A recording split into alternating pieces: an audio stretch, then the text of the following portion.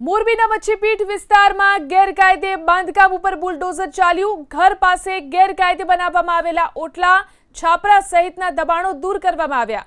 મનપા commissioner Swapnil ખરે સહિત પોલીસના ઉચ્ચ અધિકારીઓની ઉપસ્થિતિમાં આ ગેરકાયદેસર દબાણોને દૂર કરાયા।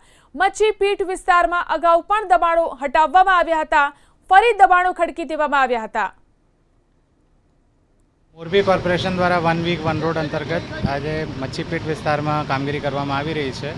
300-350 વિસ્તારનું મીટરનું આ વિસ્તાર છે અને એમાં જે વિવિધ પ્રકારના ઓટા અને છજ્જા વગેરે હતા દૂર કરવામાં આવી રહ્યા છે।